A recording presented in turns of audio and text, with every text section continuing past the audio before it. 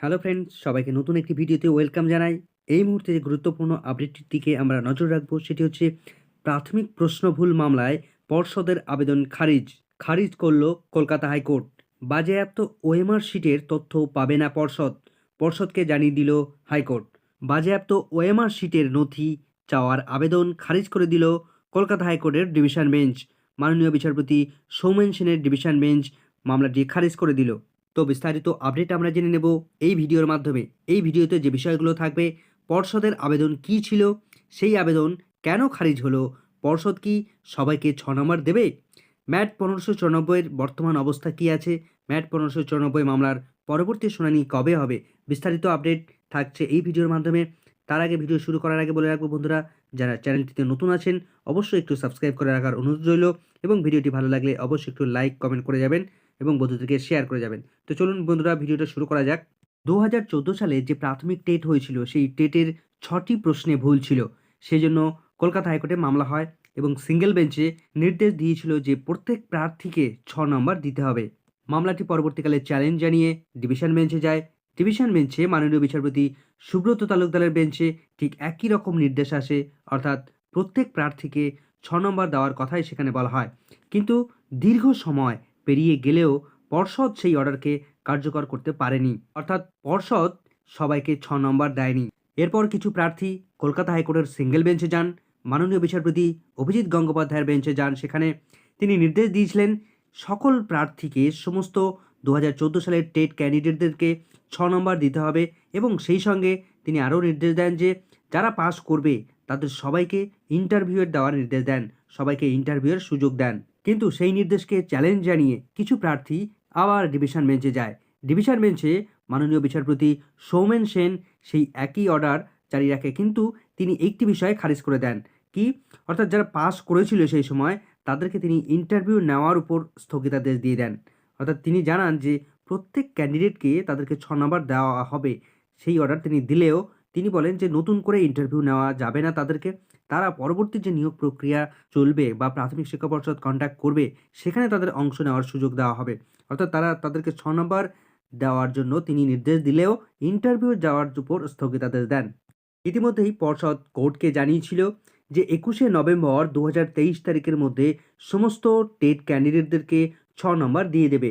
যদিও এর আগে সিঙ্গেল বেঞ্চে মাননীয় বিচারপতি অভিজিৎ গঙ্গোপাধ্যায়কে পর্ষদ জানিয়েছিল যে তারা সকল প্রার্থীকে 6 নম্বর দিয়ে দেবে এবং সেই সংক্রান্ত কাজ তারা অনেকটাই এগিয়ে গেছে।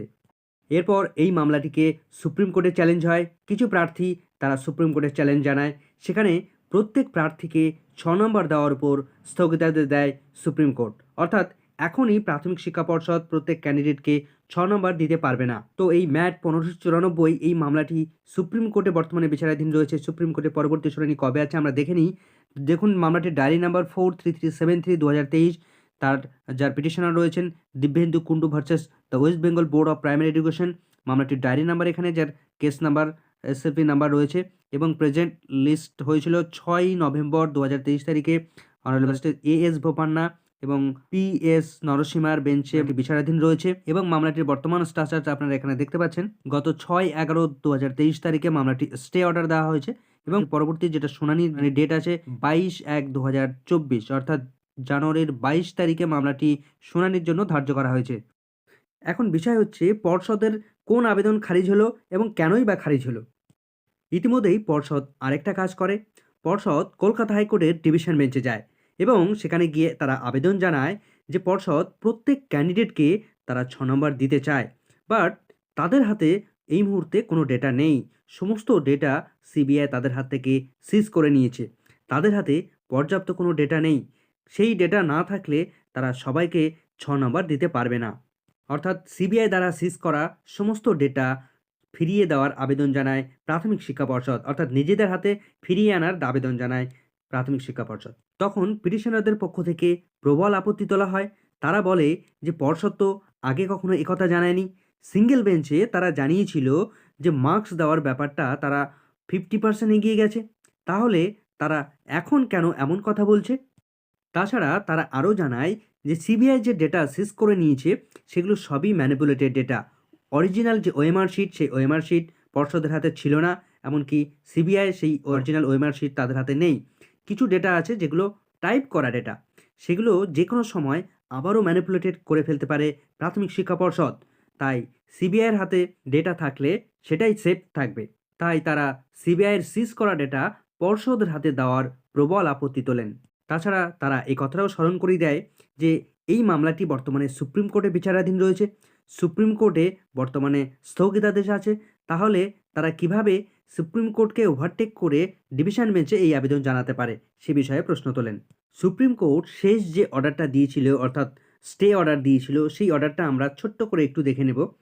সুপ্রিম কোর্টে স্টে অর্ডার এসেছিল, এখানে আমরা দেখতে পাচ্ছেন 6 নভেম্বর 2023 তারিখে, যার ডায়েরি নাম্বার এখানে আপনারা দেখতে পাচ্ছেন 43373 2023-এর। এইখানটায় আপনারা দেখতে পারেন arising out impugned final judgment of order dated 13/4/2023 তারিখে ইন ম্যাট নাম্বার 1594 অফ 2018। 1594 এই ম্যাট এর উপর বেস করে সুপ্রিম কোর্টে এই মামলাটি বর্তমানে চলছে by the high court at Kolkata. আর petitioner Dibyendu Kundu versus West Bengal Board of Primary education.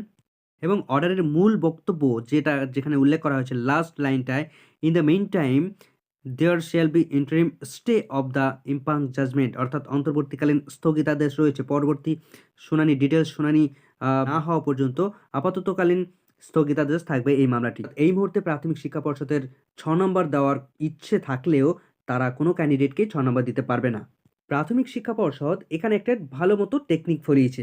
Supreme court যদি অন্তর্বর্তীকালীন স্টে অর্ডার তুলে দিয়ে নির্দেশ দেন, সুপ্রিম কোর্ট যদি নির্দেশ দেয় যে সবাইকেই 6 নম্বর দিতে হবে, প্রাথমিক শিক্ষা পর্ষদ তারা কিন্তু এই 6 নম্বর প্রত্যেক ক্যান্ডিডেটকে দেবে না। কেননা তারা অলরেডি কোর্টে আবেদন জানিয়েছে, ডিভিশন বেঞ্চে তারা আবেদন জানিয়েছে যে তাদের হাতে কোনো ডেটা নেই, সমস্ত ডেটা সিবিআইয়ের কাছে রয়েছে। এবং যদি সিবিআই তাদের কাছে সমস্ত ডেটা ফিরিয়ে না দেয়, তাহলে তারা আর কোনো ডেটা প্রোভাইড করতে পারবে না কোনো ক্যান্ডিডেটকে। অর্থাৎ 6 নম্বর দেওয়ার যে কার্যকারিতা করার, সেটা কিন্তু তারা আর প্রসেস করতে পারবে না। তারা কোর্টকে পরবর্তীকালে বলবে যে সিবিআইয়ের সিজ করা ডেটা যদি আমরা ফিরে না পাই, তাহলে আমরা মার্কস দেবো কী করে? প্রত্যেক ক্যান্ডিডেটকে 6 নম্বর কীভাবে দেবো? আমাদের হাতে তো কোনো ডেটাই নেই, আমাদের হাতে তো কোনো নাম্বার দেওয়ার, কে কত পেয়েছিল সেই ডেটাই তো নেই আমাদের হাতে। তবে গতকাল অর্থাৎ 8ই জানুয়ারি 2024 তারিখে কলকাতা হাইকোর্টের ডিভিশন বেঞ্চ মাননীয় সৌমেন সেন তিনি জানান যে আগের যে অর্ডার ছিল সেই অর্ডারই কার্যকর হবে। অর্থাৎ সবাইকেই 6 নম্বর দেওয়ার নির্দেশ তিনি প্রত্যাহার করছেন না। অর্থাৎ প্রত্যেক ক্যান্ডিডেটকে 6 নম্বর দিতে হবে প্রাথমিক শিক্ষা পর্ষদকে। অর্থাৎ প্রাথমিক শিক্ষা পর্ষদ সিবিআইয়ের সিজ করা ডেটা, ওএমআর শিট ছিল, সমস্ত ডেটাগুলো তারা ফিরিয়ে পাওয়ার আবেদন জানায় কলকাতা হাইকোর্টের ডিভিশন বেঞ্চে। কিন্তু সেই আবেদন খারিজ করে দিল কলকাতা হাইকোর্টের ডিভিশন বেঞ্চ। অর্থাৎ মাননীয় বিচারপতি সৌমেন সেন সেই আবেদনটাকে পুরোপুরিভাবে খারিজ করে দেন। তবে প্রাথমিক শিক্ষা পর্ষদ কি প্রত্যেক ক্যান্ডিডেটকে 6 নম্বর দেবে? প্রাথমিক শিক্ষা পর্ষদের কিন্তু মন থেকে ইচ্ছে নেই প্রত্যেক ক্যান্ডিডেটকে 6 নম্বর দেওয়ার। কেননা যেখানে 1 নম্বর দিলেই প্রচুর ক্যান্ডিডেট প্রাথমিক টেট পাস করে যায়, সেখানে 6টি নাম্বার যদি দেওয়া হয়, প্রচুর সংখ্যক ক্যান্ডিডেট কিন্তু 2014 প্রাথমিক টেট পাস করে যাবে। এমনিতেই অলরেডি যারা টেট পাস করে আছে তারা বিভিন্ন সময় বিভিন্ন ক্ষেত্রে আন্দোলন করছে। সেক্ষেত্রে আরও 6 নম্বর দেওয়াতে প্রচুর সংখ্যক টেট ক্যান্ডিডেট তারা পাস করবে। তারাও কিন্তু তাদের সঙ্গে যোগ দেবে, অর্থাৎ তারাও কিন্তু নতুন করে ইন্টারভিউ প্রক্রিয়া বা তাদেরকে সুযোগ দেওয়ার আবেদন জানাবে বা বিভিন্ন ক্ষেত্রে বিভিন্ন আন্দোলন করবে। এক্ষেত্রে প্রাথমিক শিক্ষা পর্ষদের উপর ক্রমশ চাপ বাড়বে। এই সমস্ত বিতর্ক, এই সমস্ত ঝামেলা থেকে এড়িয়ে যাওয়ার জন্য প্রাথমিক শিক্ষা পর্ষদ কিন্তু খুব সহজেই এই 6 নম্বর দিয়ে দেওয়ার ইচ্ছে কিন্তু তাদের নেই। তবে সুপ্রিম কোর্টই শেষ কথা বলবে। সুপ্রিম কোর্ট যদি প্রত্যেক ক্যান্ডিডেটকে 6 নম্বর দেওয়ার নির্দেশ দেয়, তাহলে কিন্তু প্রাথমিক শিক্ষা পর্ষদ সেই নির্দেশকে অমান্য করতে পারবে না। তখন কিন্তু তাদেরকে কার্যকরী করতেই হবে।